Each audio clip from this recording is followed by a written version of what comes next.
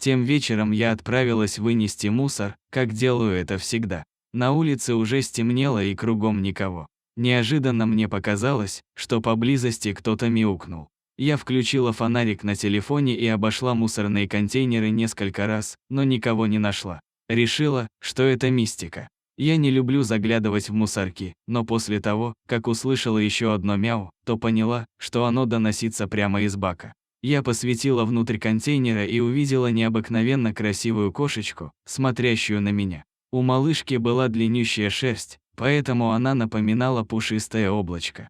«И почему мы сидим в таком ужасном месте?» – спросила я у незнакомки. Кошечка посмотрела на меня своими красивыми большими глазами, громко замурчала и стала мять тряпочку, на которой сидела в контейнере. Сама она туда залезла или кто-то ее туда бросил, неизвестно. Ясно только то, что ее кто-то выбросил здесь словно ненужную вещь. Когда я принесла ее домой, то при свете обалдела от того, что увидела. Шерсть явно породистой кошки была вся спутана. Колтуны буквально отваливались и оставляли голую кожу. Я с таким столкнулась впервые за всю мою практику. Кошечка выглядела как один большой колтун.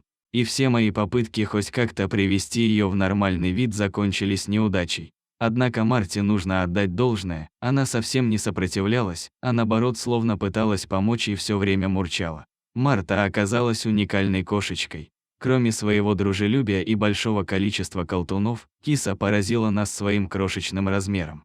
Было ясно, что она взрослая, но обычно котята в полгода более крупные, чем она. Также нас удивили ее малюсенькие ушки, плоская мордочка и необычайно большие глаза. Она нам напомнила помесь перса и британки.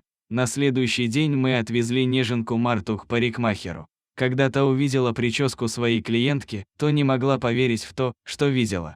Она повидала на своей работе много чего, но такое впервые, ведь нужно было постараться, чтобы довести кошку до такого состояния. После стрижки киса стала похожа на динозаврика, поскольку удалось только оставить хохолок на спинке, шерсть на хвосте и голове. Даже во время стрижки кошечка не переставала мурчать, чем умиляла всех. Однако на этом сюрпризы не закончились.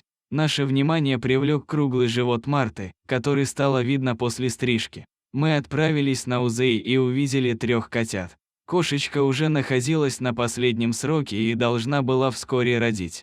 Стерилизовать на таком сроке нельзя, поскольку это очень опасно для жизни. Потому мы купили для Марты одежду и отвезли ее в гостиницу для животных, где через 3 дня она окатилась. Взгляните на эту прелесть. Подписывайтесь на канал, ставьте лайки, а мы будем радовать вас прекрасными историями про животных еще чаще.